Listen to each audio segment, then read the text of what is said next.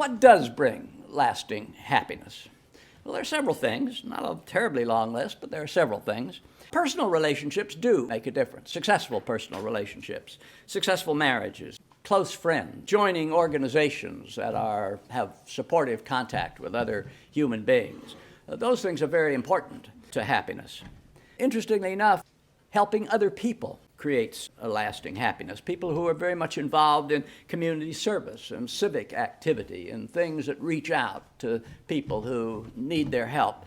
Those people get a lasting happiness as long as they're engaged in those activities. I did a lot at Harvard to try to get students to engage more in community service, and so we were quite successful. The students were very responsive to this, and I began to read a lot of the personal accounts that we had them write about their experience. And they all started out the same way, that I volunteered for this activity because I wanted to give something back and do good in the world, and I realized the person who benefited most was me.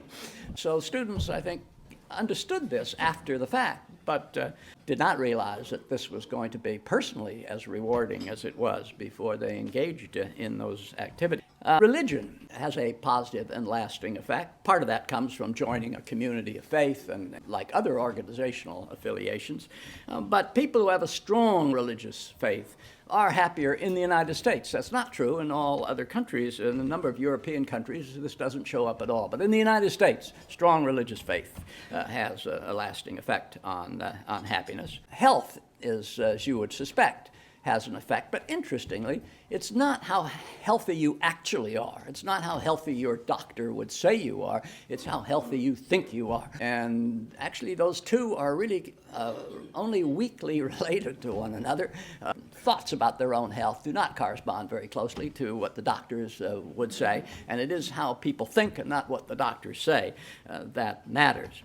And finally, and this was a surprise to me, the quality of government has a substantial, lasting effect on people's. Interesting, if you look at the international comparisons of happiness, that all of the happiest countries are stable democracies that have been stable democracies for decades. Beyond just being a stable democracy, the amount of personal sense that the government is not corrupt, that it's reasonably efficient, that you have some trust and confidence in it, all of those things are conducive to happiness. One reason why the United States does not, for all its wealth and prosperity, rank at the top of nations in happiness, actually they're a substantial way down the list among, at least it has something to do with the rather jaundiced view of government that we have in this country.